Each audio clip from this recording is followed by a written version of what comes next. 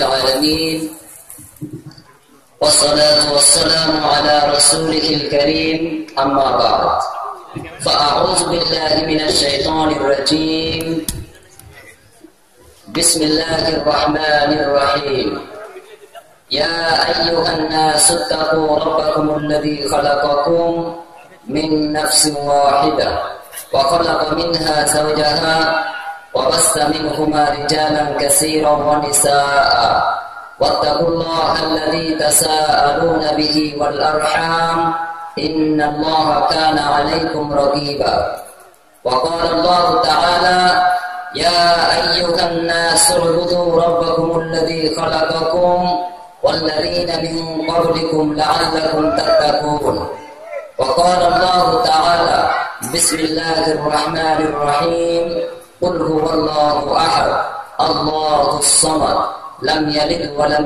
يولد ولم يكن له كفوا أحد القرآن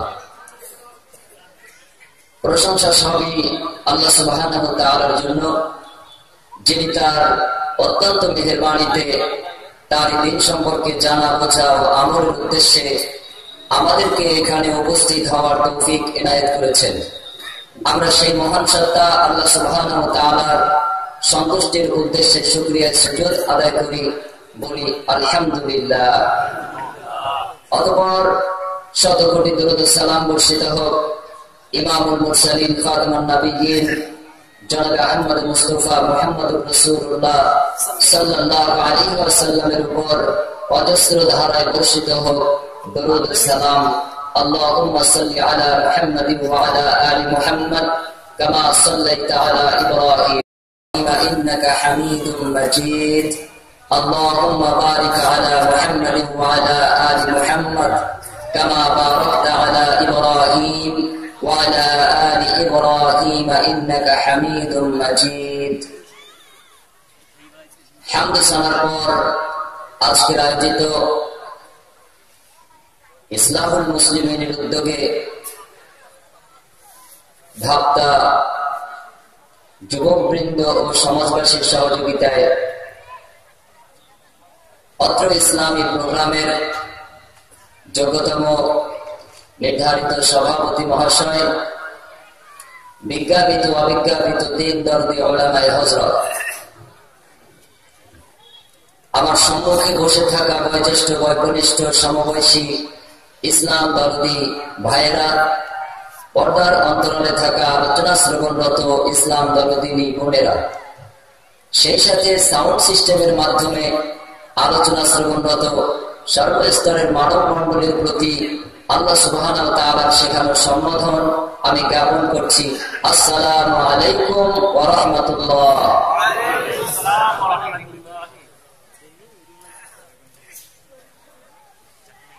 হামদ সালার পর আজকের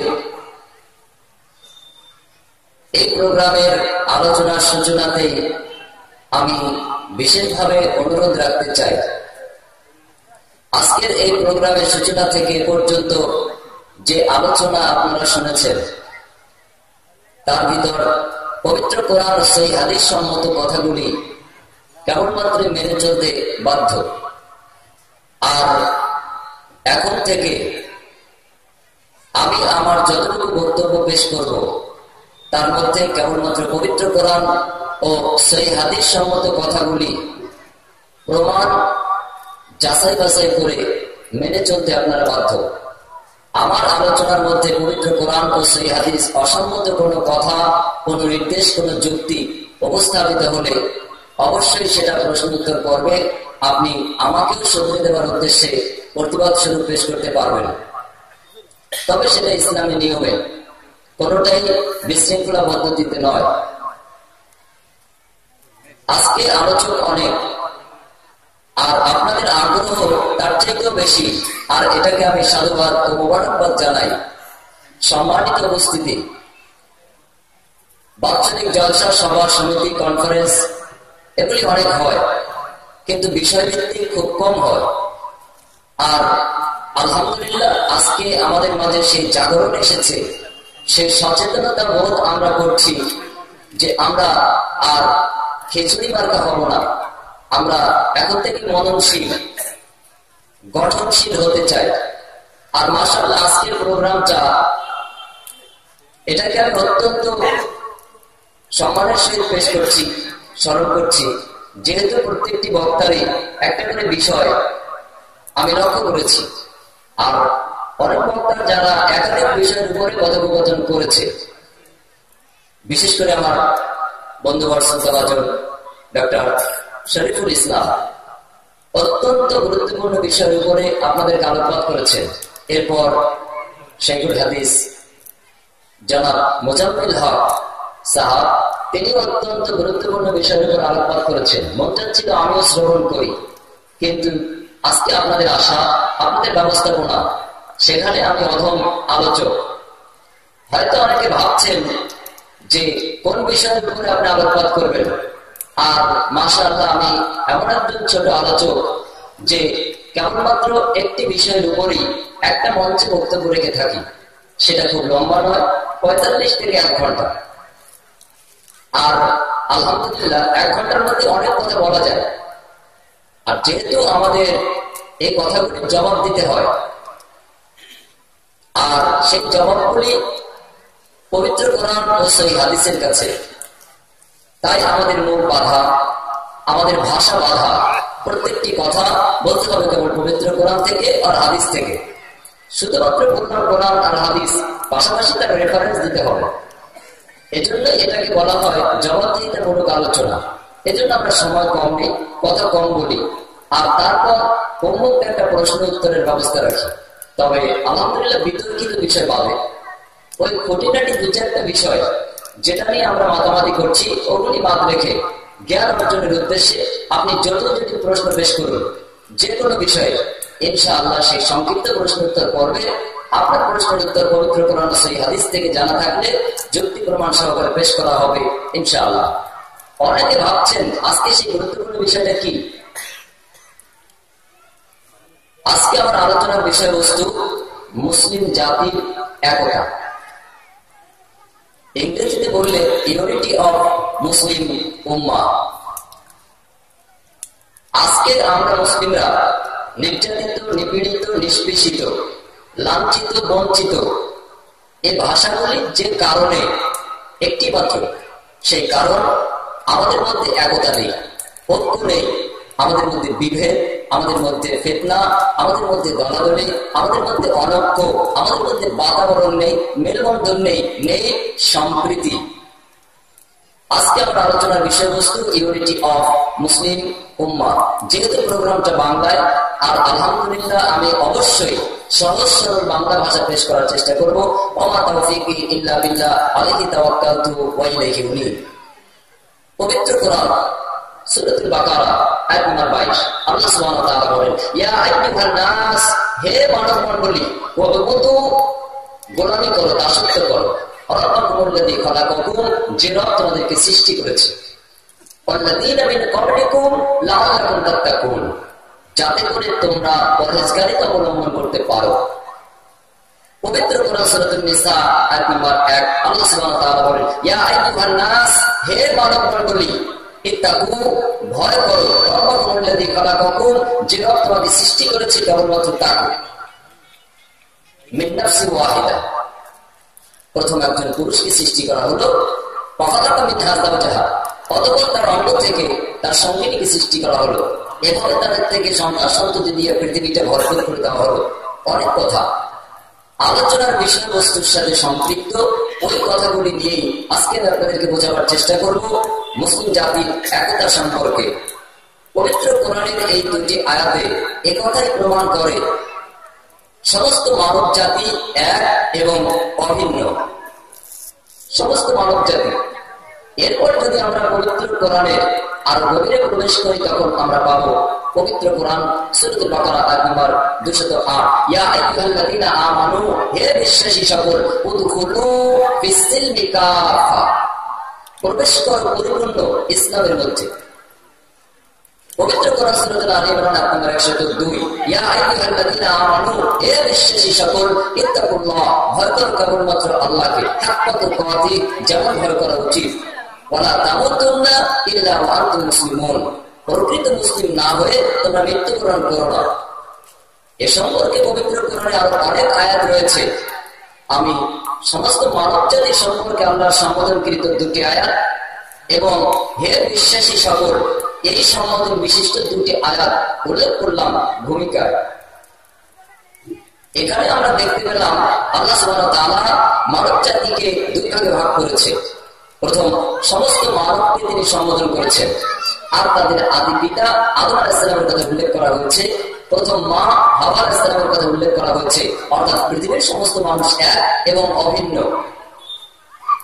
অপরদিকে দ্বিতীয় ভাগে দেখানো হয়েছে, ভয় করো কেবলমাত্র আল্লাহকে, আর প্রতিপন্ন মুসলিম হয় তারপরে মৃত্যুবরণ করো। এখানে সম্বোধন করা হয়েছে বিশ্বাসী সকলদেরকে। তাহলে মানুষদের মধ্যে প্রাথমিক পর্যায়ে মাত্র দুটি ভাগ, একটা হলো বিশ্বাসী, আরেকটি হলো অবিশ্বাসী। আমরা আজকে কথা বলবো একতা নিয়ে। আর আমরা একতা ফিরিয়ে আনতে পারি কোন পথে, সে সলিউশন, সে সমাধান সূত্র নিয়েও আমরা কথা বলতে পারি। ইউনিটি অফ মুসলিম উম্মাহ, মুসলিম জাতির ঐক্য যে কত প্রয়োজন, এটা আপনি বুঝতে পারবেন আমার 45 থেকে 1 ঘন্টার বক্তব্যের মধ্যে ইনশাআল্লাহ, যদি আপনি মনোযোগ সহকারে আলোচনাটা শুনতে পারেন। পবিত্র কোরআন সূরাতুল আরাফ আয়াত নম্বর 204 আল্লাহ সুবহানাহু ওয়া তাআলা বলেন, ওয়া ইযা কুরিআল কুরআন ফাসতামি'উ লাহু ওয়া আনসিতু লাআল্লাকুম তুরহামুন। যখন তোমাদের সামনে কোরআন আসে, কোরআন পড়া হয়, তখন মনোযোগ সহকারে শোনো, হই হট্টগোল করো না, ওঠা বসা করো না, বিশৃঙ্খলা করো না, লাআল্লাকুম তুরহামুন, তাহলেই রহমত প্রাপ্ত হবে। সুতরাং আপনারা মনোযোগ স্থাপন করুন। আর আমার কাছে সুর পাবেন না, এটা খুব স্বাভাবিক।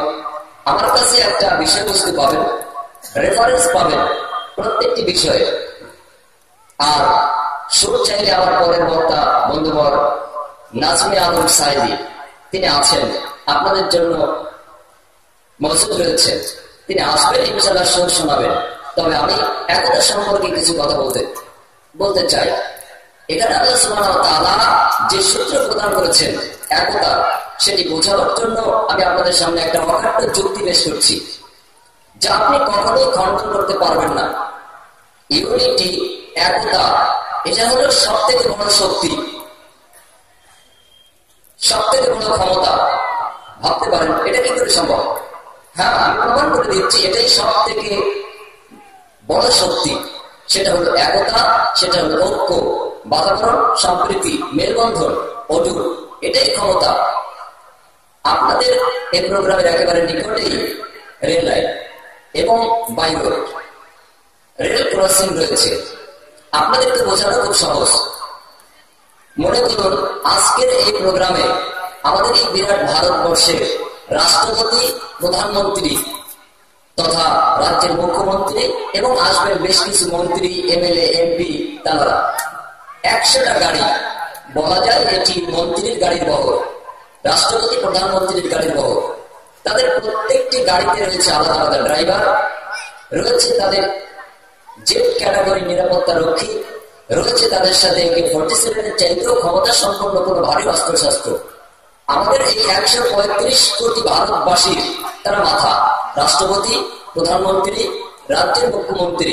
আমি এখানে রাজনৈতিক দলের কথা বলছি না, আমি ক্ষমতাকে বোঝাবার জন্য যুক্তি পেশ করছি। এরপর আমি দলিলে প্রবেশ করবো ইনশাআল্লাহ। ভাবটা আজকের এই প্রোগ্রামে মনে করুন আসবে উদাহরণ, এবং তারা আসছে। এমন সময় তারা দেখতে পেল সামনে একটি লোহার পাইপ পড়ে গেল, মাঝখানে কমলা রঙের মাঝে লেখা রয়েছে স্টপ। রাষ্ট্রপতির গাড়ি, প্রধানমন্ত্রীর গাড়ি, মুখ্যমন্ত্রীর গাড়ি, এমএলএ, এমপির গাড়ি, 47 ভারী অস্ত্রশস্ত্র, জেট ক্যাটাগরি নিরাপত্তা রক্ষী, 100টা গাড়ি, প্রত্যেকটা গাড়ি স্টপ, দাঁড়িয়ে আছে। ভাবতে থাকুন, আমি গল্প বলছি না, আপনাকে বোঝাবার জন্য বলছি। যদি আপনার চেতনা ফিরে, আর রাষ্ট্রপতি দাঁড়িয়ে আছে, মুখ্যমন্ত্রী গাড়ির মধ্যে বসে আছে, প্রধানমন্ত্রীও গাড়ির মধ্যে বসে আছে, সবাই স্টপ।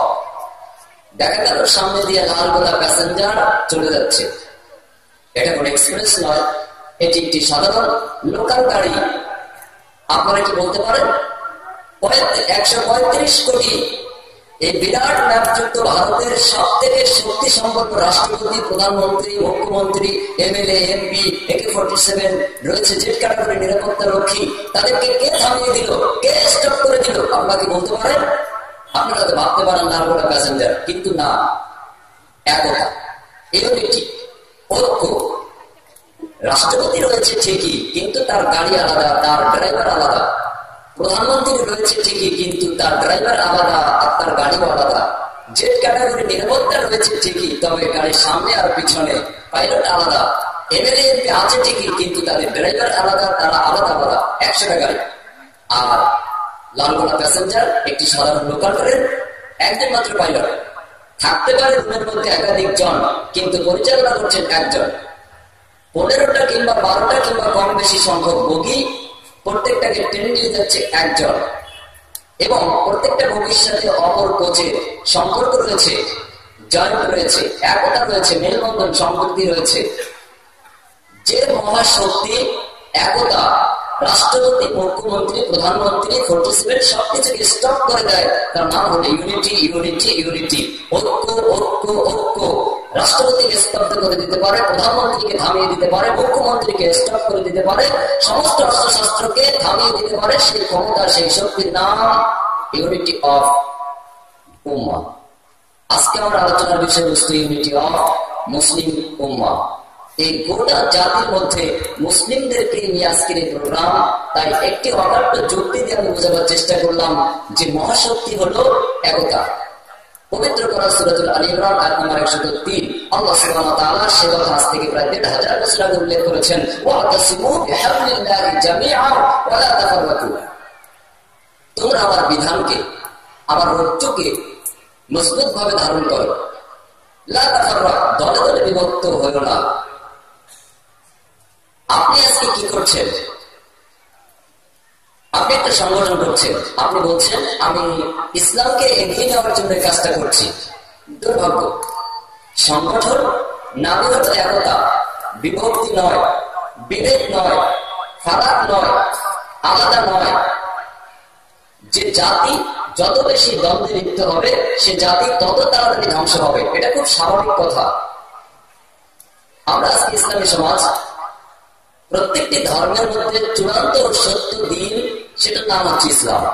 পবিত্র কোরআন সূরাতুল আলী ইমরান আয়াত নম্বর 19 আল্লাহ সুবহানাহু ওয়া তাআলা বলেছেন, ইন্না দীনা ইনদাল্লাহিল ইসলাম, নিশ্চয়ই পরিপূর্ণ জীবন ব্যবস্থা আমি আল্লাহর কাছে কেবলমাত্র ইসলাম।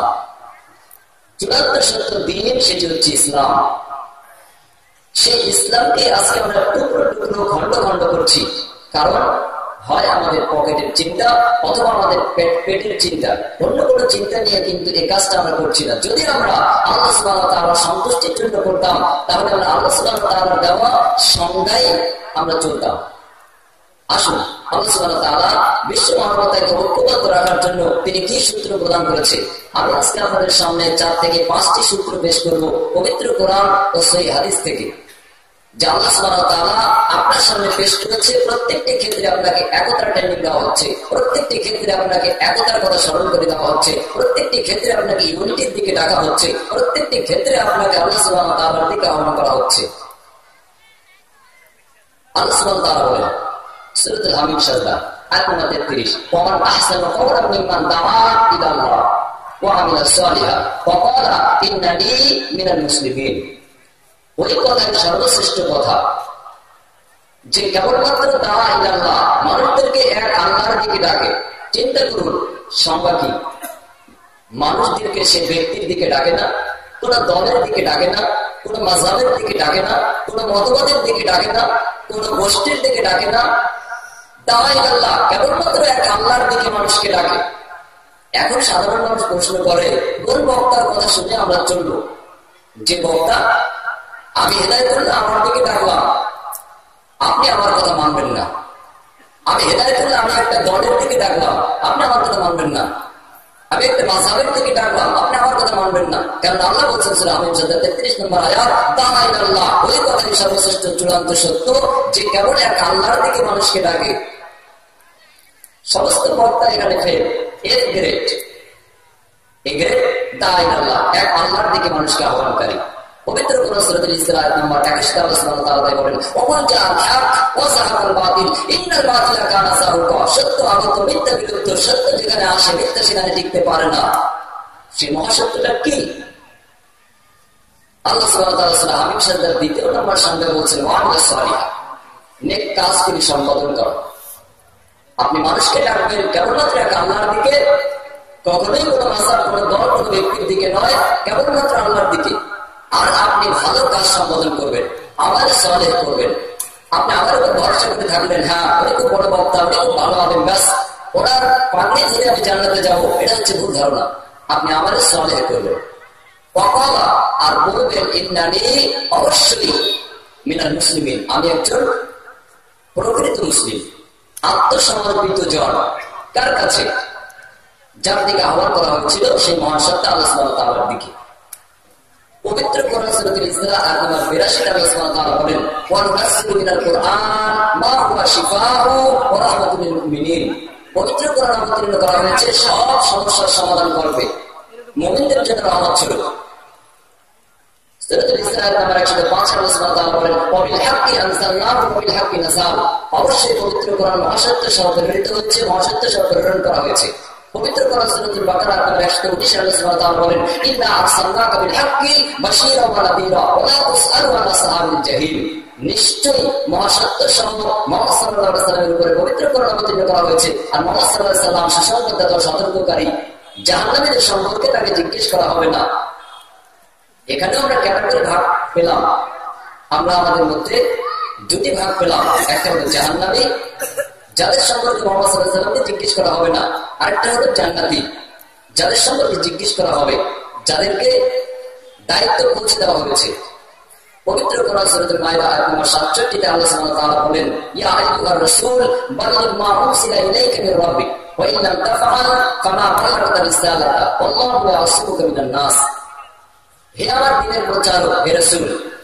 আপনার উপর যে দায়িত্ব অর্পণ করা হয়েছে তা আপনি যথার্থ পালন করুন যদি আপনি সামান্য বাদ রাখেন তাহলে যেন আপনি আমার তো কোনো দায়িত্ব পালন করেননি আপনি ভয় পাচ্ছেন মানুষকে ওই মানুষের ক্ষতির হাত থেকে আমি আল্লাহ আপনাকে হেফাজত করবো এই আয়াত থেকে এটাই প্রমাণিত হয় যে সর্বকালের সর্বশ্রেষ্ঠ ব্যক্তি মুহাম্মদ রাসূলুল্লাহ সাল্লাল্লাহু আলাইহি ওয়াসাল্লাম সেও ভয় পেতেন তার সামনে প্রতিবন্ধকতা এসেছে শত রকম হাজার রকম লাখো রকম কিন্তু মহাসত্য থেকে তিনি পিছপা হননি আর মহাসত্য পেশ করার থেকে তিনি বিরত হননি তিনি আল্লাহর দিকে মানুষকে আহ্বান করেছেন আর আল্লাহ সুবহানাহু ওয়া তাআলা যে সত্য প্রেরণ করেছেন তা ব্যক্ত করেছেন এই দায়িত্বটা মানবজাতির উপর আল্লাহ সুবহানাহু ওয়া তাআলা দিয়েছেন বলে মানবজাতি সর্বশ্রেষ্ঠ সৃষ্টি বলা হয় মাহিন্দ্রা কোম্পানির বোলেরো গাড়িটা তৈরি করা হয়েছে কিন্তু এরপর কথা হয়েছে এটা তৈরি করা হয়েছে চালানোর জন্য মহিন্দ্রা কোম্পানির বোলেরো দামি গাড়িটা যদি চলতে না পারে তাহলে সে অচল তার কোনো মূল্য নেই মানবকে সর্বশ্রেষ্ঠ করা হয়েছে দায়িত্ব দেওয়ার কারণে সে যদি তার দায়িত্ব পালন করে তাহলে সে সর্বশ্রেষ্ঠ আর যদি সে দায়িত্ব পালন না করে উড়ায় গেল না তারা যেন চার পাওয়া জন্তু পালন মাদন তার থেকে নিকৃষ্ট উড়ায় কমল গাফিলুন এরাই হলো প্রকৃত মানুষ এরাই হলো প্রকৃত অনিহাকারী এরাই হলো প্রকৃত ক্ষতিগ্রস্ত সূরাতুল আরাফ আয়াত নম্বর 179 অংশ শেষ দেখুন প্রমাণ পাবেন আলোচনার বিষয়বস্তু ইউনিটি অফ মুসলিম উম্মাহ মুসলিম জাতির ঐক্য বা একতা তাহলে মানুষকে আপনি ডাকবেন কোন দিকে তা আল্লাহ কেবলমাত্র এক আল্লাহর দিকে কেন একতা আমাদেরকে থাকতে হবে তার কারণ মহান স্রষ্টা এক সূরাতুল ইখলাস আয়াত নম্বর 1 থেকে শেষ আল্লাহ সুবহানাহু ওয়া তাআলা বলেন বিসমিল্লাহির রহমানির রহিম কুল হুয়াল্লাহু আহাদ বলো আল্লাহ এক অদ্বিতীয় আয়াত নম্বর 2 আল্লাহুস সামাদ আল্লাহ চিরঞ্জীব অমুখাপেক্ষী আয়াত নম্বর 3 লাম ইয়ালিদ ওয়া লাম ইউলাদ তিনি কারো থেকে জন্ম নেননি কাউকে তিনি জন্ম দেননি আয়াত নম্বর 4 ওয়া লাম ইয়াকুল লাহু কুফুওয়ান আহাদ আর তার সমতুল্য সমকক্ষ কেউ বা কিচ্ছু নেই এর দ্বারা প্রমাণ হলো মহান স্রষ্টা আল্লাহ সুবহানাহু ওয়া তাআলা একক অদ্বিতীয় তিনি এক তার এই মানব জাতিকে রাখতে চান তিনি এক আর এই একতা রাখার জন্য তিনি আমাদেরকে প্রশিক্ষণ দিচ্ছেন আপনি ঘুমিয়ে আছেন ঘুম ভাঙেনি আল্লাহর পক্ষ থেকে একজন দায়িত্বশীল আজান হেঁকে দিল ফজরে আর আপনার কানে আওয়াজটা গেল আপনি কি বলতে পারেন এটা কিসের আওয়াজ আপনার ঘুমন্ত অবস্থায় আপনাকে আল্লাহর পক্ষ থেকে একজন দায়ী ডাক দিচ্ছে একতা। আপনি রয়েছেন ভারতবর্ষে, কেবলামুখী হবেন পশ্চিম দিকে। আপনি আছেন আমেরিকায়, আপনি ফজরে কেবলামুখী হবেন পূর্ব দিকে। আপনি আছেন দক্ষিণে, আপনি কেবলামুখী হবেন উত্তরে। আপনি আছেন উত্তরে, আপনি কেবলামুখী হবেন দক্ষিণে। পৃথিবীর সর্বদিকের মানুষগুলি একমুখী হলো কাবামুখী। এর দ্বারা কি প্রমাণ হয়? আল্লাহ সুবহানাহু ওয়া তাআলা মানব জাতিকে এক রাখার জন্য একটি কিবলা, একটি বাইতুল্লাহ, একটি দিক নির্দেশনা দিলেন, যাতে করে তারা ঘুম থেকে জেগে একতার ট্রেনিং নিতে পারে, একতার প্রশিক্ষণ নিয়ে তারা ঐক্যবদ্ধ হতে পারে, এক মানুষ আরেক মানুষ আরো নিকটবর্তী হতে পারে, তাদের ক্ষমতা, তাদের শক্তি, তাদের মেরুবন্ধন মজবুত করতে পারে। আর আমরা গাফিল, আমরা অদক্ষ, ভেদাভেদ সৃষ্টি করছি। আপনি কি চেষ্টা লক্ষ্য করেছেন? ফজরের পর আপনি কাজে বেরিয়ে গেলেন, যে কথা আল্লাহ সুবহানাহু ওয়া তাআলা পবিত্র কোরআন সূরা জুমার 9 ও 10 নম্বর আয়াতে উল্লেখ করেছেন। যে আযানের কথা বললাম সেটা দলিল পবিত্র কোরআন সূরা জুমার 9 নম্বর আয়াত, ইয়া আইয়ুহাল্লাযীনা আমানু ইযা নুদিয়া লিস-সালাহ মিন ইয়াউমিল জুমআহ ফাসআউ ইলা যিকরিল্লাহি ওয়া যারুল বাই'আ যালিকুম খায়রুল লাকুম ইন কুনতুম তা'লামুন। 9 এবং 10 নম্বর আয়াতে আপনাকে বলা হয়েছে যে তালাশ করো, যা তোমার জন্য হালাল রুজি রাখা রয়েছে। আপনি ফজরের পরে আয়াত করে বেরিয়ে পড়লেন, হ্যাঁ এটা ভালো দিক, আপনি বেরিয়ে পড়ুন। আবার আপনি কয়েক ঘন্টা অতিক্রম করলেন, সূর্যটা আপনার মাথার উপরে আসলো, সামান্য পরিমাণ ঝুঁকে গেল, ব্যাস আল্লাহর পক্ষ থেকে একজন দায়ী, তিনি আবার হাত মারলেন, আল্লাহু আকবার, আল্লাহু আকবার, আল্লাহু আকবার, আল্লাহু আকবার। আল্লাহ একক, আল্লাহই মহান, আল্লাহই মহান, আল্লাহই শ্রেষ্ঠ, আল্লাহই শ্রেষ্ঠ। আবার আপনাকে স্মরণ করিয়ে দেওয়া হলো, ওই আল্লাহর জন্য তুমি আবার এক হও। আবার আপনি মসজিদে জমায়েত হলেন, একে অপরের পায়ের সাথে পা, গিটের সাথে গিট, কাঁধের সাথে কাঁধ মিলিয়ে আপনি একাকার হয়ে গেলেন। আপনি জোহরের সালাত শেষ করলেন, আবার ছড়িয়ে পড়লেন খাওয়া দাওয়া কাজ করবে। আবার মধ্য আর সূর্য অস্ত এর মাঝামাঝি আসর। অর্থ শুধুমার সাথে সাথে আল্লাহর পক্ষ থেকে একজন দায়ী, তিনি তৃতীয়বার আপনাকে আবার একতার কথা স্মরণ করিয়ে দিলেন।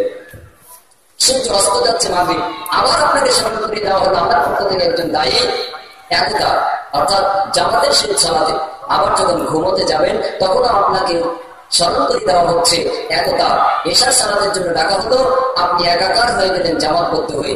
এ দ্বারা কি বোঝা যায়? এটা হলো সেই সংজ্ঞা। পৃথিবীর যতটা দেশ আল্লাহর পক্ষে সম্ভব ছিল, ভারতের জন্য আলাদা কেবলা, বাংলাদেশের জন্য আলাদা কেবলা, পাকিস্তানের জন্য আলাদা কেবলা, ইন্দোনেশিয়ার জন্য আলাদা কেবলা, সৌদি আরবের জন্য আলাদা কেবলা, ইরাকের জন্য আলাদা কেবলা, কুয়েতের জন্য আলাদা কেবলা, যতটা দেশ ততটা কেবলা আল্লাহর পক্ষে দেওয়া সম্ভব ছিল। কিন্তু আল্লাহ সুবহানাহু ওয়া তাআলা সেটা দেননি, কারণ তিনি তার মানব জাতিকে বিভক্ত করতে চান না, ঐক্যবদ্ধ রাখতে চান। তার জন্য তিনি একটা কেবলা দিয়েছেন, একটা বাইতুল্লাহ দিয়েছেন। গোটা মানব জাতি ইচ্ছায় অনিচ্ছায় কেবলমাত্র এক আল্লাহর দেওয়া এই প্রশিক্ষণ নেবে এবং তারা ঐক্যবদ্ধ থাকবে, তারা সমৃদ্ধির মধ্যে থাকবে, তারা মেলবন্ধনের মধ্যে থাকবে। এটাই আল্লাহ সুবহানাহু ওয়া তাআলার ইচ্ছা। প্রথম নম্বর সংজ্ঞা, কেবলা এক, আল্লাহ এক, আপনাকে থাকতেও হবে এক। দ্বিতীয় নম্বর, এই কেবলা দিক নির্দেশনার জন্য যে বিধান আল্লাহ সুবহানাহু ওয়া তাআলা দিয়েছেন, পৃথিবীতে অনেক ধর্ম রয়েছে। এই ধর্মের নাম বললেও শেষ করা যাবে না, সংখ্যা কত। আমরা আমাদের আশপাশে যে কয়টা পাই তার মধ্যে পরিচিত হিন্দু, খ্রিস্টান, ইহুদি, নাসারা, বৌদ্ধ, শিখ, জৈন, আর্য, ইসলাম প্রভৃতি। এছাড়াও আরো অসংখ্য ধর্ম রয়েছে। এই সব ধর্মগুলিকে আল্লাহ সুবহানাহু ওয়া তাআলা চূড়ান্ত ধর্ম বলে ঘোষণা করেনি। তিনি পরিপূর্ণ জীবন ব্যবস্থার নাম কেবলমাত্র একটাই ঘোষণা করেছেন, সূরাতুল মাইদা 3 অংশ শেষ, আল-ইয়াওমা আকমালতু লাকুম দীনাকুম ওয়া আতমামতু আলাইকুম নি'মাতি ওয়া রাদিতু লাকুমুল ইসলাম দীনা। দিনকে পরিপূর্ণ করা হলো, নিয়ামতকে সম্পূর্ণ করা হলো। জীবন ব্যবস্থা হিসেবে, দিন হিসেবে, মাযহাব ধর্ম হিসেবে কেবলমাত্র ইসলামের উপরেই আমি সন্তুষ্ট। আল্লাহ সুবহানাহু ওয়া তাআলা বলেছেন পরিপূর্ণ জীবন ব্যবস্থা, কমপ্লিট কোড অফ লাইফ, একমাত্র দিন চূড়ান্ত সত্য, সেটি হচ্ছে ইসলাম। একটি এখানে আমি আরেকটি অকাট্য যুক্তি আপনার সামনে পেশ করতে চাই। সত্য কখনো 2, 3, 4 বা একাধিক রকম হয় না। সত্য সর্বক্ষণ কেবল একই রকম হয়। সত্যর চেহারা এক, সত্য দেখতে এক, সত্য একই রকম হয়। একই রকম হওয়াটা সত্যের আলামত বা বৈশিষ্ট্য। আর একাধিক রকম প্রমাণ বা পেশ হওয়া, এটা বাতিল বা অসত্যের প্রমাণ বা আলামত। একটা অকাট্য যুক্তি। আপনি যদি পারেন আমার যুক্তিটিকে খণ্ডন করার চেষ্টা করতে পারেন আমার প্রোগ্রামের পরে, আর এর পক্ষে যদি আপনি দলিল চান, আলহামদুলিল্লাহ আমার ল্যাপটপে 10 লক্ষ হাদিস রয়েছে, আরবি, ইংরেজি, উর্দু, ফার্সি, বেশ কয়েকটি ভাষায় 10 লক্ষ। আর এ মাসে এটা সম্ভব হলো, আগে ছিল 3 থেকে 3.5 লক্ষ। আর আমরা ইসলামিক রিসার্চ ফাউন্ডেশনের তত্ত্বাবধানে আলহামদুলিল্লাহ এটা আমরা সমর্থ করেছি 10 লক্ষ হাদিস এখন একসাথে। একটা ডিভিডির মধ্যে 10 লক্ষ হাদিস, আলহামদুলিল্লাহ বলবো। আগে মানুষ চিন্তা করতো এত হাদিস পাবো কি করে, আর এখন একটা মনিটরে, একটা ল্যাপটপে, একটা হার্ড ডিস্কে যথেষ্ট, একটা ডিভিডি ক্যাসেটে যথেষ্ট 10 লক্ষ হাদিস। তার মধ্যে 9,88,794টি হাদিস যা হচ্ছে অগ্রহণযোগ্য, মাত্র 11,000 সামথিং। এই হাদিসগুলি গ্রহণযোগ্য সহিহ অর্থাৎ প্রমাণিত, এগুলি রাসূলুল্লাহ সাল্লাল্লাহু আলাইহি ওয়াসাল্লামের নির্দেশ, কাজ, সমর্থন। আর বাকিগুলি প্রমাণিত, এগুলি রাসূলুল্লাহ সাল্লাল্লাহু আলাইহি ওয়াসাল্লামের কাজ, নির্দেশ, সমর্থন নয়। ইউনিটি অফ মুসলিম উম্মাহ একটা অকাট্য যুক্তি, সত্য কেবল একই রকম হয়, 2, 3, 4 বা একাধিক রকম সত্য হতে পারে না। আমি জানি না এখানে শিক্ষার হার কত। যখন আমরা বুদ্ধিজীবী কনভেনশন গুলি করি তখন আমাদের উদাহরণ যুক্তিগুলি হয় আরেকটু উচ্চ। তবে আজকে সাধারণ ওপেন প্রোগ্রাম, এখানে আমি সাধারণ যুক্তিগুলি পেশ করতে চাই যাতে সর্বস্তরের মানুষেরা বুঝতে পারেন। আমি শ্রদ্ধা নিয়ে কথা বলছি, কাউকে শ্রদ্ধা করার চেষ্টা করছি না। 50 + 50 সমান সঠিক উত্তর 100। 50 + 50 সমান ভুল উত্তর 99, 101, 90, 91, 98, হরেক রকম। মনে করুন আমরা ভারতবাসী 135 কোটি। 135 কোটি ভারতবাসী, প্রত্যেকের হাতে একটা করে কাগজ, একটা করে কলম দেওয়া হলো, পেন। আর একটি প্রশ্ন করা হলো 50 + 50 সমান সঠিক উত্তর কত? 135 কোটি আমরা ভারতবাসী সবাই শিক্ষিত, প্রমাণ দিলাম, আমরা সবাই জবাব লিখলাম, 100 সঠিক উত্তর হলো। কাগজগুলি একত্রিত করা হলো, 1 থেকে 135 কোটি নাম্বার পর্যন্ত দেখা হলো। তার চেহারা একই হলো না 2 রকম হলো? একই রকম। আমি অকাট্য যুক্তি পেশ করছি, সত্য কেবল একই রকম হয়, সত্য দেখতে এক, সত্য প্রমাণ হয় এক, আর একই রকম হওয়াটাই প্রমাণ করে সত্যতা। এবার যদি 135 কোটি আমরা ভারতবাসী 50 + 50 সমান ভুল উত্তর লিখি, তাহলে কতটা হতে পারে? 135 কোটির রকম। যদি সারা পৃথিবীতে 7.5 কোটি মানুষ আমরা, যদি প্রত্যেকে প্রশ্ন করা হয় 50 + 50 সমান ভুল উত্তর কত, তাহলে 7.5 রকম হতে পারে। আর যদি সঠিক উত্তর লিখতে তাহলে একই রকম হবে। আল্লাহ সুবহানাহু ওয়া তাআলা বলেছেন সূরা আল-ইমরান আয়াত নম্বর 19, ইন্না দ্বীনা ইনদাল্লাহিল ইসলাম, নিশ্চয় জীবন ব্যবস্থা একমাত্র সেটি হচ্ছে ইসলাম। চূড়ান্ত। তার চেহারা এক, ব্যক্ত হয় এক, ভারতের ইসলাম এক, আরবের ইসলাম এক, কুয়েতের ইসলাম এক, বাংলাদেশের ইসলাম এক, ইন্দোনেশিয়ার ইসলাম এক। তাহলে ভাই আমাদের মধ্যে নামাজ কেন 4 রকম, 6 রকম, 8 রকম? একাধিক রকম যখনই ফলাফল আসবে তখনই বুঝতে হবে ওটা অসত্য। আমি এখানে কারোর বিপক্ষে কথা বলছি না, আমরা ইন্টারন্যাশনাল লেভেলে একতার জন্য আমরা চেষ্টা করছি, বিভেদ সৃষ্টি করার উদ্দেশ্য নয়। সুতরাং এখানে আপনার মনটাকে আপনি প্রশস্ত করুন, বড় করুন, আপনি আরো কাছাকাছি হওয়ার চেষ্টা করুন। আর বাইতুল্লাহর পরে আল্লাহ সুবহানাহু ওয়া তাআলা একটিমাত্র দিন ইসলাম দিলেন, যাতে করে এই রজ্জু, এই বিধান দিয়ে মানুষ কাছাকাছি হতে পারে। এটা হলো সংগঠন, ঐক্যবদ্ধ একটি রূপরেখা। পবিত্র কোরআন সূরাতুল বাকারা আয়াত নম্বর 185, হুদাল লিন-নাস ওয়া বাইয়িনাতিন মিনাল হুদা ওয়াল ফুরকান। আল্লাহ সুবহানাহু ওয়া তাআলা বলেন, গোটা মানব জাতির জন্য পবিত্র কোরআন হচ্ছে স্পষ্ট সঠিক রাস্তা প্রদর্শনকারী, সত্য আর মিথ্যার মাপকাঠি। পবিত্র কোরআন সূরাতুল বাকারা আয়াত নম্বর 2, যালিকাল কিতাব লা রাইবা ফীহি হুদাল লিল মুত্তাকিন। এই সেই গ্রন্থ যার মধ্যে ভুল বা সংশয়ের অবকাশ মাত্র নেই, আল্লাহ জাতির জন্য সঠিক রাস্তা প্রদর্শনকারী। এই কথাটাকে আমি একটু অন্যভাবে বলি। যেমন যারা পবিত্র কোরআনের থেকে উপকার চায়, পবিত্র কোরআন তাদেরকে উপকার দেয়। বলতে পারেন এটা কেমন হলো? যেমন আমি অসুস্থ হলাম আর চিকিৎসা নিতে ডাক্তারের কাছে গেলাম, তখন আমার জন্য ডাক্তারটা উপকার, কিন্তু আপনি অসুস্থ হলেন আর চিকিৎসা নিতে ডাক্তারের কাছে গেলেন না, আপনার জন্য ডাক্তার উপকারীও নয়, অপকারীও নয়। পবিত্র কোরআন বলেছে, ওয়ালা ইয়াসিদু যালিমিনা ইল্লা খাসারা। যারা সীমালঙ্ঘনকারী, কোরআন তাদেরকে কোনো ক্ষতি ছাড়া কোনো কিছু করতে পারবে না। হুদাল লিল মুত্তাকিন, পবিত্র কোরআন থেকে তারাই পরহেজগারিতা অবলম্বন করতে পারে যারা পবিত্র কোরআন থেকে উপকার নিতে চায়। যারা উপকার নিতে যায় না তারা পাবে না। ডাক্তারের কাছে গেলে আপনার জন্য ডাক্তার উপকারী, ডাক্তারের কাছে আপনি গেলেন না আপনার জন্য উপকারী নয়। এটার খুব সহজ যুক্তি। সত্য কেবল একরকম হয়, যেমন বাইতুল্লাহ একটা, এটা চির সত্য। আল্লাহ একক, এটা আরো সত্য। পবিত্র কোরআন সূরা মুহাম্মদ আয়াত 19, ফালাম আন্নাহু লা ইলাহা ইল্লাল্লাহ, জেনে নাও এক আল্লাহ ছাড়া অন্য কোনো সত্য ইলাহ নেই, এক আল্লাহ ছাড়া অন্য কোনো মাবুদ নেই, অন্য কোনো বিধানদাতা নেই, অন্য কোনো রিজিকদাতা নাই, অন্য কোনো শক্তিধর সত্তা নেই, একমাত্র আল্লাহ সুবহানাহু ওয়া তাআলা ছাড়া। সত্য কেবলমাত্র একই রকম। আদম আলাইহিস সালাম থেকে মুহাম্মদ সাল্লাল্লাহু আলাইহি ওয়াসাল্লাম পর্যন্ত 1,24,000 নবী ও রাসূল আলাইহিস সালাম গণ পৃথিবীতে আসবেন, আল্লাহর পক্ষ থেকে পাঠানো হলো। বলা হয় 1 লক্ষ মতান্তর 2 লক্ষ, মিথ্যা কথা। এটা ইসলাম, এটা একরকম কথা বলে, অনেক রকম কথা বলে না। এটা 10 টাকা 20 টাকার মাল নয়, যা দেবেন সব 10, এটা না, এটা একই রকম কথা বলে। মিশকাতুল মাসাবিহ 3757 নম্বর হাদিসটা দেখতে পারেন, সেই হাদিস নবী করিম সাল্লাল্লাহু আলাইহি ওয়াসাল্লাম থেকে স্পষ্ট প্রমাণিত 1,24,000 নবী রাসূল আলাইহিস সালাম গণকে আল্লাহ সুবহানাহু ওয়া তাআলা প্রেরণ করেছেন। এছাড়া দেখতে পারেন কিতাবুস সুন্নাহ নম্বর 33 নম্বর পৃষ্ঠা, আল বিদায়া ওয়ান নিহায়া 14 নম্বর খন্ড 155 নম্বর পৃষ্ঠা, তারিক ইবনে হিশাম 4th সংস্করণ 2 নম্বর খন্ড 54 নম্বর পৃষ্ঠা, তারিক ইবনে খলদুন 5ম সংস্করণ 2 নম্বর খন্ড 108 নম্বর পৃষ্ঠা। এছাড়াও দেখতে পারেন তারিক ইসলাম 2 নম্বর খন্ড 118 নম্বর পৃষ্ঠা। সব জায়গায় বলা হয়েছে 1,24,000 নবী রাসূল আলাইহিস সালাম, 2,24,000, এটা মিথ্যা কথা। অনুমান করে ইসলাম চলে না, এটা চলতে পারে অন্যান্য ধর্ম। ইউনিটি অফ মুসলিম উম্মাহ, মুসলিম জাতিকে ঐক্যবদ্ধ রাখার জন্য আল্লাহ সুবহানাহু ওয়া তাআলা একটিমাত্র কিবলা দিলেন, একটিমাত্র ধর্ম সত্য চূড়ান্ত করে ঘোষণা করলেন, সেটি হল ইসলাম। এই ইসলামটাকে সঠিকভাবে ব্যাখ্যা করার জন্য একজন মহামানবকে কিয়ামত পর্যন্ত দায়িত্ব দেওয়া হলো। যখন তিনি পৃথিবীতে থাকবেন, যে পর্যন্ত আল্লাহ সুবহানাহু ওয়া তাআলা চান, তারপর যখন তিনি পৃথিবীতে থাকবেন না, আল্লাহর দেওয়া সেই প্রেরিত পুরুষের ব্যাখ্যা অনুযায়ী কিয়ামত পর্যন্ত ব্যাখ্যা হতে থাকবে। পবিত্র কোরআনের যে আয়াতের ব্যাখ্যা সেই মহামানব মুহাম্মদ রাসূলুল্লাহ সাল্লাল্লাহু আলাইহি ওয়াসাল্লাম যেভাবে করেছেন, আপনাকে সেইভাবে করতে হবে, আপনাকে সেইভাবে বুঝতে হবে। আপনার মতন আপনি ব্যাখ্যা করতে পারবেন না, আপনার মতন আপনি বুঝতে পারবেন না, এটা নিষিদ্ধ। যদি বলা হয় এটা কেন করা হলো, তার কারণ অনেক।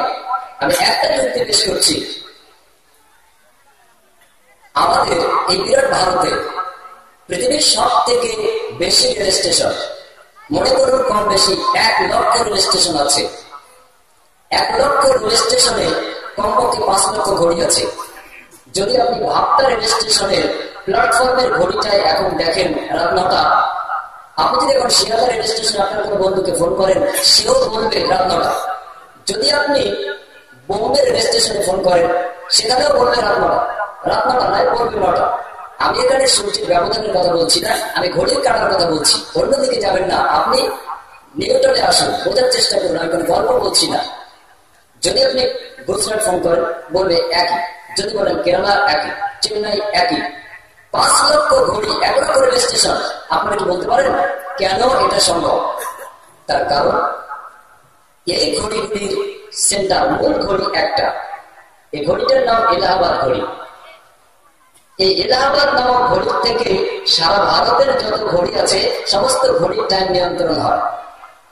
যেহেতু তার মূল ঘড়ি একটা, সেন্টার একটা, তাই সারা ভারতে 5 লক্ষ কেন, 135 কোটি ভারতবাসীর হাতে যদি এক একটা করে ঘড়ি থাকে, প্রত্যেকের ঘড়ির কাটাই তখন একই হবে, যদি ওই মূল ঘড়ি এলাহাবাদ ঘড়ি থেকে আপনার টাইমটা নিয়ন্ত্রণ করা হয়। অথচ এলাহাবাদ যত কিলোমিটার, তার চাইতে আপনার ভাবতা থেকে ঢাকা অনেক নিকটে। যদি আপনি সেখানে ফোন করেন তো বলবে আধা ঘন্টা এগিয়ে। যদি আপনি 700 কিলোমিটার দূরে ইন্দোনেশিয়া, জাকার্তা চলে যান, বলবে 1 ঘন্টা 15 মিনিট এগিয়ে। যদি জাপান যান, বলবে আরো বেশি কম। এভাবে করে আপনি গুজরাট যতদূর, তার চাইতে মায়ানমার অনেক কাছে। যদি তার কাছে যান, বলবে ঘড়ির চেয়ে আলাদা। কিন্তু এখানে হাজার হাজার কিলোমিটার চেন্নাই, হাজার হাজার কিলোমিটার কেরালা, হাজার হাজার কিলোমিটার গুজরাট, তারপরে ঘড়ির কাটা এক, কারণ তার মূল এক। উদাহরণস্বরূপ বোঝার চেষ্টা করুন, পৃথিবীর সব থেকে বড় ঘড়ি এখন, সেই ঘড়িটার নাম মক্কা ঘড়ি। ওআইসি হেড অফিস, প্রধান কার্যালয়ের পাশের টাওয়ারেই এই ঘড়িটা অবস্থিত। এই মক্কা ঘড়িটার টাইম থেকে যদি আমরা পৃথিবীর সমস্ত মানুষ ঘড়ির টাইম নিয়ন্ত্রণ করি 750 ঘড়ি, তাহলে প্রত্যেকের ঘড়ির টাইম একই রকম হবে না 2 রকম হবে? আমি কিন্তু ভাই সূর্যের টাইমের কথা বলতে চাইনি, আমি ঘড়ির কাটার কথা বলছি। আমি একতার যুক্তি দিচ্ছি, আমি ব্যবধানের কথা বলছি না। এরপর আপনারা জবাব দিলেন একই রকম হবে, 2 রকম হবে না। তার প্রমাণ হয় মূল যদি একটা হয় তাহলে তা প্রতিকার একই রকম হয়। আল্লাহ সুবহানাহু ওয়া তাআলা তার এই দিন সঠিকভাবে ব্যাখ্যা বিশ্লেষণের জন্য কেমন পর্যন্ত কেবলমাত্র একজন মহামানব মুহাম্মদ রাসূলুল্লাহ সাল্লাল্লাহু আলাইহি ওয়াসাল্লাম সম্পর্কে গ্যারান্টি দিলেন, আর কেবলমাত্র তাকেই ব্যাখ্যা করার দায়িত্ব দিলেন, আর তাকেই মেনে চলার নির্দেশ দিলেন।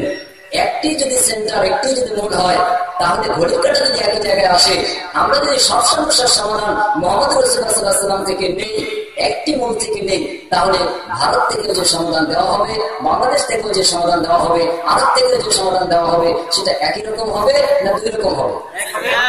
এখন বলতে পারেন আমরা কেবল আল্লাহকে মানবো, রসুলকে মানবো কেন?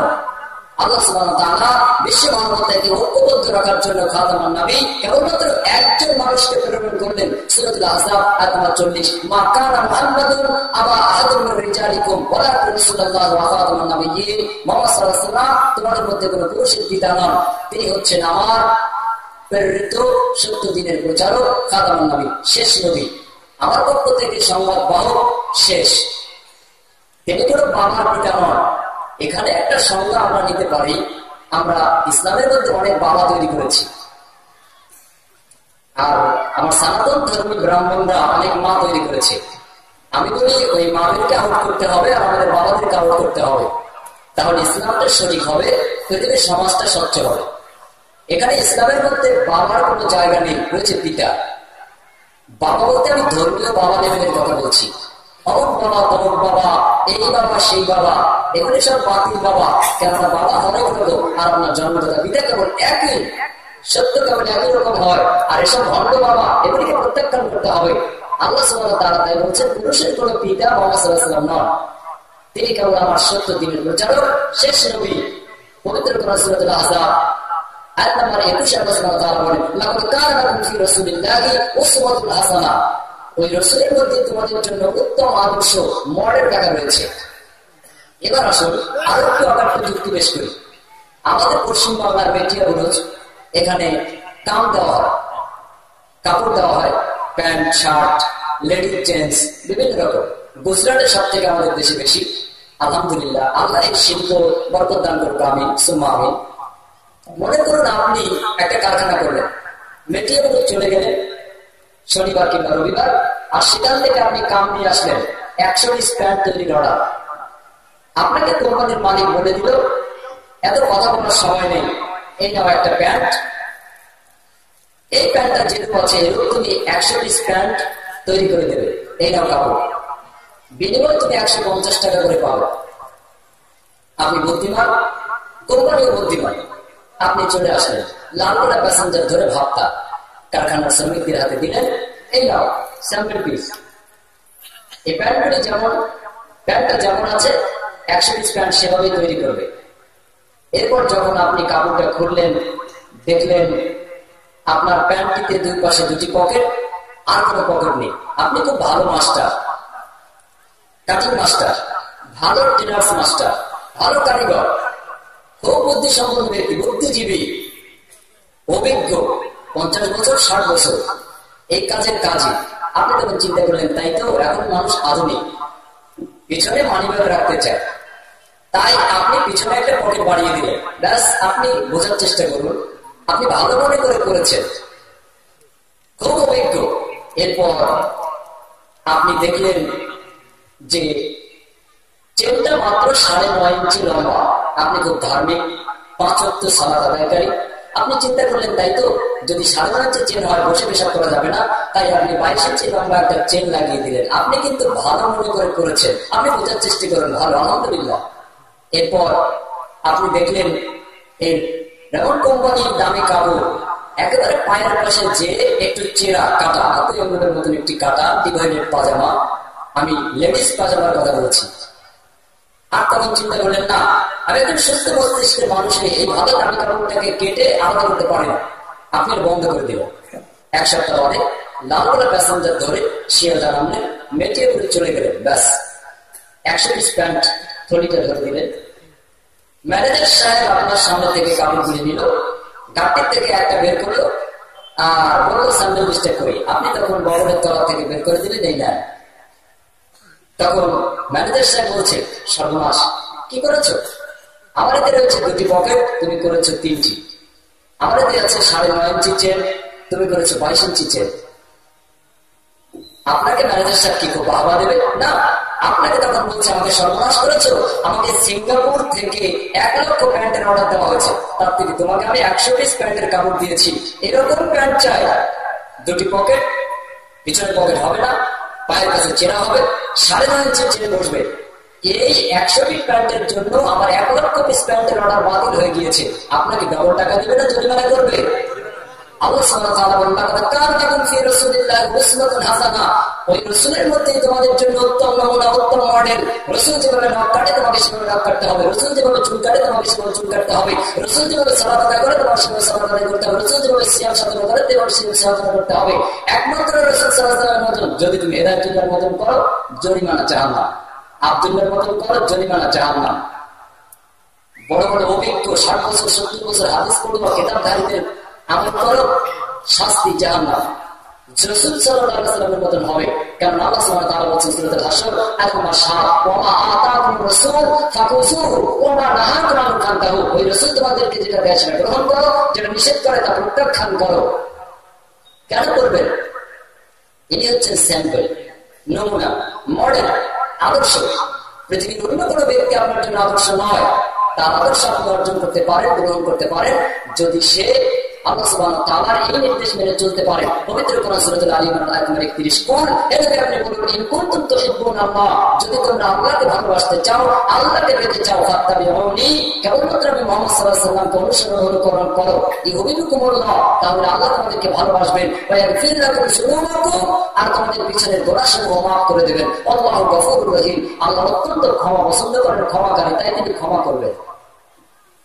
সূরাতুল আলী ইমরান আয়াত নম্বর 32 আল্লাহ সুবহানাহু ওয়া তাআলা বলেন, আল্লাহকে যদি মানতে চাও তাহলে রাসূলকে অনুসরণ করো। সূরাতুন নিসা আয়াত নম্বর 65, সূরাতুন নিসা আয়াত নম্বর 60, সূরাতুন নিসা আয়াত নম্বর 59, এসব আয়াতগুলিতে আল্লাহ সুবহানাহু ওয়া তাআলা বলেছেন, ইয়া আইয়ুহাল্লাযীনা আমানু আতিউল্লাহ ওয়া আতিউর রাসূল, হে বিশ্বাসী সকল, কেবলমাত্র আমি আল্লাহকে মানো আর রাসূলকে অনুসরণ করো।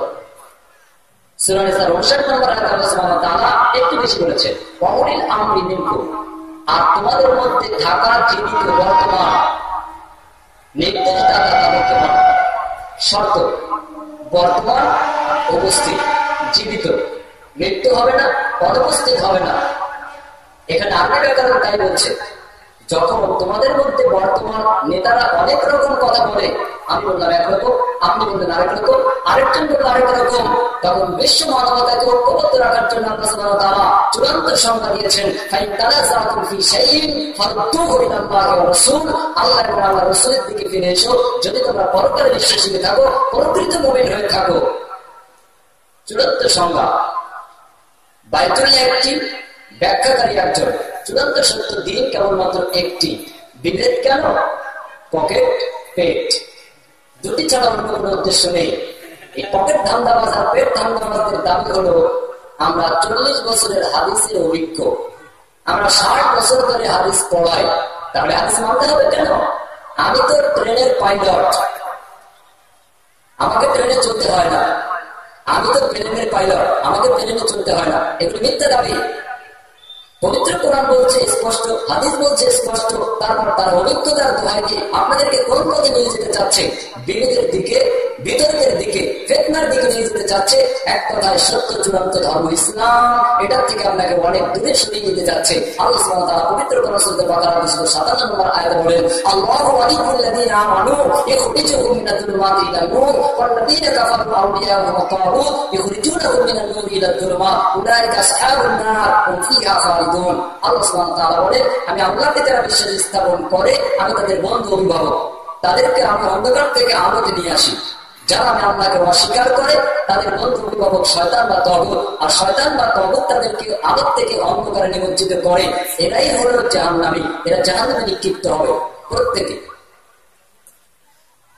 আল্লাহর দেওয়া পবিত্র কোরআন, এটা কেন পৃথিবীতে আলোচনা করা হবে? কেন? কেবলমাত্র কোরআন মেনে আপনাকে সব সমস্যার সমাধান গ্রহণ করার নিমিত্তে। আর এখন আমরা পবিত্র কোরআন বাদ দিয়ে আমরা হুজুরদের ব্যক্তিদের অনুকরণ করছি, যার জন্য আমাদের মধ্যে দল, আমাদের মধ্যে গোত্র, আমাদের মধ্যে ফেরকা, আমাদের মধ্যে মাযহাব, আমাদের মধ্যে মতবাদ সৃষ্টি হচ্ছে। অথচ ইসলাম সামান্য পরিমাণ জায়গা দেয়নি এইভাবে কোনো মতবাদ, কোনো তরিকা, কোনো রাস্তা, নতুন কিছু দাওয়াতি করার সুযোগ ইসলাম কোথাও একথা সুযোগ দেয়নি। পবিত্র কোরআনের শুরু থেকে শেষ পর্যন্ত আপনি কোথাও এটা পাবেন না। সূরাতুল হুজুরাতের 4 নম্বর আয়াতে আল্লাহ সুবহানাহু ওয়া তাআলা বলেছেন, ইয়া আইয়ুহান নাস, হে মানবমণ্ডলী, ইন্না খালাকনাকুম মিন যাকারিন ওয়া উনসা, আমি সৃষ্টি করেছি তোমাদেরকে একজন নারী ও একজন পুরুষ থেকে। এরপর তোমাদেরকে আমি দলে উপদলে ভাগ করেছি, যাতে করে তোমরা একত্রিত হতে পারো, একে অপরের সাথে আলিঙ্গনগত হতে পারো। বিভেদ সৃষ্টির জন্য নয়, ফিরকাবাজির উদ্দেশ্যে নয়। আল্লাহ সুবহানাহু ওয়া তাআলা তিনি একটি কিবলা দিলেন, ইসলাম কেবলমাত্র ধর্ম হিসেবে একটাই দিলেন, আর এর সঠিক ব্যাখ্যাকারী কেবলমাত্র একজনকেই দান করলেন। আর এই ব্যাখ্যাগুলি নেওয়া হবে কোথা থেকে? তার জন্য আল্লাহ সুবহানাহু ওয়া তাআলা একটি কিতাব অবতীর্ণ করে দিলেন। পবিত্র কোরআন সূরাতুল আনকাবুত আয়াত নম্বর 45 আল্লাহ সুবহানাহু ওয়া তাআলা বলেন, উতলু মা উহিয়া ইলাইকা মিনাল কিতাব, যে কিতাব অবতীর্ণ করা হচ্ছে তা পাঠ করো। পবিত্র কোরআন সূরাতুল ইসরা আয়াত নম্বর 106 আল্লাহ সুবহানাহু ওয়া তাআলা বলেন, কুরআনান ফারাকনাহু লিতাকরাহু আলান নাস আলা মুকসি ওয়া নাযালনাহু তানজিলা, আমি পবিত্র কোরআনকে পৃথক পৃথক করে অবতীর্ণ করেছি, যাতে করে আলান নাস, সমস্ত মানুষেরা এটাকে সহজে উপলব্ধি করতে পারে। পবিত্র কোরআন সূরাতুল ইউসুফ আয়াত নম্বর 2, কুরআন আরাবিয়্যান লাআল্লাকুম তা'কিলুন, কোরআনকে আরবি ভাষায় অবতীর্ণ করা হয়েছে এই জন্য যাতে করে সহজে বুঝতে পারে।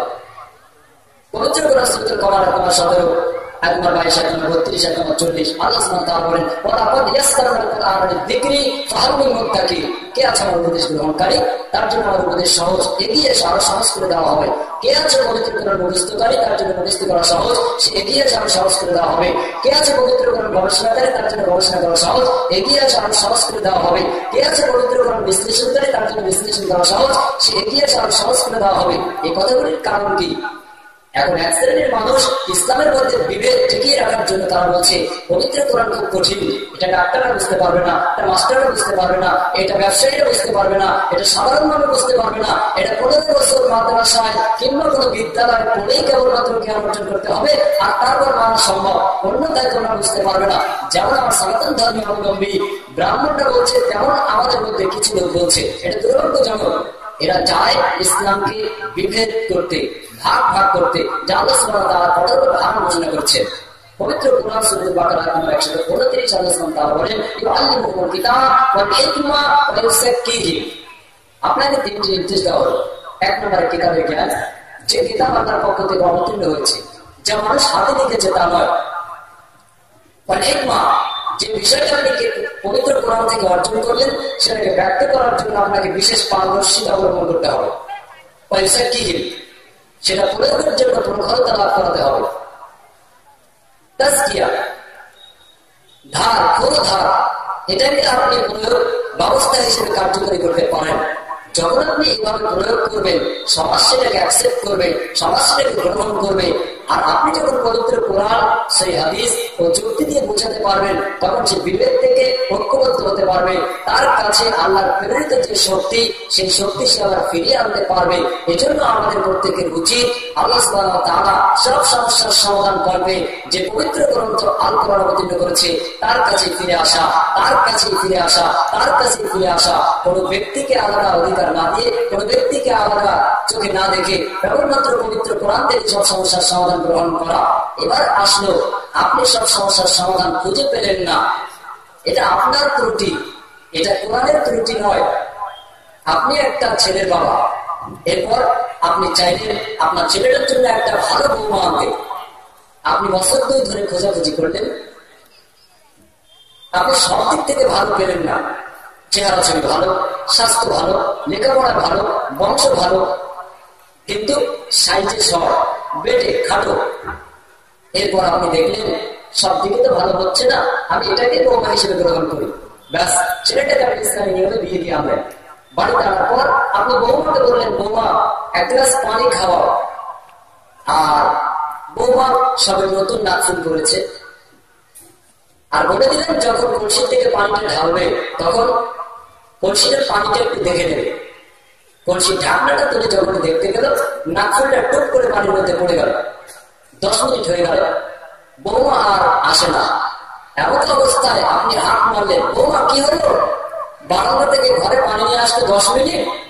আর তারপর বলল, না শ্বশুর আব্বাজি, আপনার কলসির তুলনা নেই। শ্বশুর খুব বুদ্ধিমান, নিজের স্ত্রীকে ডেকে বললেন, কই গেলে খোকার মা, এদিকে এসো, দেখো তোমার বৌমা কি করে। আর বুদ্ধিমতী শাশুড়ি মা তিনি চলে গেলেন, যে দেখেন বৌমার একেবারে কাঁধ পর্যন্ত ভেজে। বুদ্ধিমতী বুঝতেই পারলেন, আর তারপর তিনি তার হাতটা ঢুকিয়ে দিলেন, নাক ফুলটা এনে নতুন বৌমার নাকে পরিয়ে দিলেন। আর তারপর মুচকি হেসে বললেন, বৌমা আমার কলসির তলা ঠিকই আছে, কিন্তু তোমার হাতটা কাটো। কোরআনে আপনি পেলেন না তার মানে কোরআনের নেই এটা নয়, হাদিসে আপনি পেলেন না তার মানে হাদিসে নেই কিনা। আপনি বেটে আপনি খাটো, আপনার হাতটা খাটো, কলসিটা 1.5 হাত আর আপনার হাতটা 1 হাত, লম্বা হাতটা ঢোকান, আপনি পেয়ে যাবেন। সুতরাং অকাট্য যুক্তি ও পবিত্র কোরআনের আলোকে আমাদেরকে ঐক্যবদ্ধ হতে হবে, একতা ফিরে আসতে হবে, একটি প্ল্যাটফর্মে আসতে হবে। আল্লাহ এক, আল্লাহকে মানতে হবে এককভাবে। বাইতুল্লাহ একটি দৈনিক 5 বার ট্রেনিং দিচ্ছে, একতার বিশ্বনবীর আদর্শ কেবলমাত্র একই রকম, স্যাম্পল আদর্শ সেটি। সুতরাং তাকে কেবলমাত্র গ্রহণ করতে হবে আদর্শ পিতা হিসেবে, আদর্শ ব্যক্তি হিসেবে। অন্য কাউকে আপনি আদর্শ হিসেবে গ্রহণ করতে পারেন না। কেবলমাত্র শর্ত রেখে আপনি অন্যকে মানতে পারেন। আর মুহাম্মদ রাসূলুল্লাহ সাল্লাল্লাহু আলাইহি ওয়াসাল্লামকে মানার জন্য কোন শর্ত লাগবে না, শর্ত লাগবে না। আতিউল্লাহ ওয়া রাসূল, আতিউল্লাহ ওয়া রাসূল, আতিউল্লাহ ওয়া রাসূল। কোরআনে 40টির বেশি আয়াত আল্লাহ সুবহানাহু ওয়া তাআলা কথা বলেছেন। সুতরাং আপনি বিনা শর্তে মুহাম্মদ সাল্লাল্লাহু আলাইহি ওয়াসাল্লামকে, যেহেতু মুহাম্মদ সাল্লাল্লাহু আলাইহি ওয়াসাল্লাম সম্পর্কে আল্লাহ সুবহানাহু ওয়া তাআলা গ্যারান্টি দিয়েছেন, এমনকি পবিত্র কোরআন, পূর্বেকার সমস্ত ধর্মগ্রন্থ, Veda, Ramayana, Gita, Mahabharata, Tripitaka, old testament, new testament, Kitabul Muqaddas, সমস্ত গ্রন্থাদিতে মুহাম্মদ সাল্লাল্লাহু আলাইহি ওয়াসাল্লাম সম্পর্কে গ্যারান্টি রয়েছে। সূরা আস-সাবা 28 নম্বর আয়াতে আল্লাহ সুবহানাহু ওয়া তাআলা বলেন, ওয়া মা আরসালনাকা ইল্লা কাফাতান লিন-নাস বাশীরাও ওয়া নাযীরা। বিশ্ববাসীর জন্য মুহাম্মদ সাল্লাল্লাহু আলাইহি ওয়াসাল্লামকে প্রেরণ করা হয়েছে সুসংবাদদাতা ও সতর্ককারী রূপে। পবিত্র কোরআন সূরা আল-আনবিয়া আয়াত নম্বর 107, ওয়া মা আরসালনাকা ইল্লা রাহমাতাল লিল আলামিন। গোটা বিশ্ববাসীর জন্য মুহাম্মদ সাল্লাল্লাহু আলাইহি ওয়াসাল্লামকে রহমত স্বরূপ প্রেরণ করা হয়েছে। আর তার আদর্শই সর্বশ্রেষ্ঠ। সূরাতুল কলম আয়াত নম্বর 4, ওয়া ইন্নাকা লাআলা খুলুকিন আযীম। নিশ্চয় মুহাম্মদ সাল্লাল্লাহু আলাইহি ওয়াসাল্লাম সব মহা সত্য আদর্শের উপর অধিষ্ঠিত। সুতরাং মুহাম্মদ সাল্লাল্লাহু আলাইহি ওয়াসাল্লাম তিনি নিজের থেকে কোনো কথা বলতেন না, এটা গ্যারান্টি পবিত্র কোরআন আল্লাহ সুবহানাহু ওয়া তাআলা দিয়েছেন। সূরাতুন নাস আয়াত নম্বর 3 এবং 4, ওয়া মা ইয়ানতিকু আনিল হাওয়া ইন হুয়া ইল্লা ওয়াহয়ুন ইউহা। প্রকৃতির টানে তিনি কোনো কিছু বলেন না, তিনি যা বলেন কেবলমাত্র আমার পক্ষ থেকে সংবাদ পেয়েই বলে থাকেন। আল্লাহ সুবহানাহু ওয়া তাআলা বলেন, এমন কোন কথা যা আমি বলিনি, যদি আমার নামে কিছু বলতেন তাহলে তার ডান হাত চেপে ধরা হতো, গিরিবাকারে ছিঁড়ে ফেলা হতো। ওয়ালা তাকুফাল আলাইনা বা'দা কাওমিন লা আখাযনা মিনহুম বিল ইয়ামিন সুম্মা লাকাতা'না মিনহুল বাতিন। পবিত্র কোরআন সূরা আল-হাক্কা 44 নম্বর আয়াত দেখুন। এই সব আয়াত দ্বারা এবং একাধিক হাদিস দ্বারা প্রমাণ হয় বিশ্বনবী করিম সাল্লাল্লাহু আলাইহি ওয়াসাল্লাম সেই ব্যক্তি, মহান আদর্শের অধিকারী, মহান চরিত্রের অধিকারী, আল্লাহর পক্ষ থেকে পরীক্ষিত, আল্লাহর পক্ষ থেকে সত্য দ্বীনের সঠিক প্রচারক, সর্বশেষ চূড়ান্ত নবী, একমাত্র কিয়ামতের মাঠে সুপারিশ ও শাফাআতের কাণ্ডারী। তাছাড়া আপনার কেউ সুপারিশের ব্যবস্থা করবে না। সেই মুহাম্মদ রাসূলুল্লাহ সাল্লাল্লাহু আলাইহি ওয়াসাল্লামের আদর্শের মধ্য দিয়ে সব সমস্যার সমাধান একমাত্র পবিত্র কোরআন। এর দ্বারাই আমরা ঐক্যবদ্ধ হতে পারি, মহাশক্তি একতা ফিরে পেতে পারি, ইসলাম বা মুসলিমদের হারানো ঐতিহ্য আমরা আবার ফিরে পেতে পারি। আল্লাহ সুবহানাহু ওয়া তাআলা আমাদের সেই তৌফিক ইনায়াত করুন। আমিন। ওয়া আখিরু দাওয়ানা আনিল হামদুলিল্লাহি রাব্বিল আলামিন।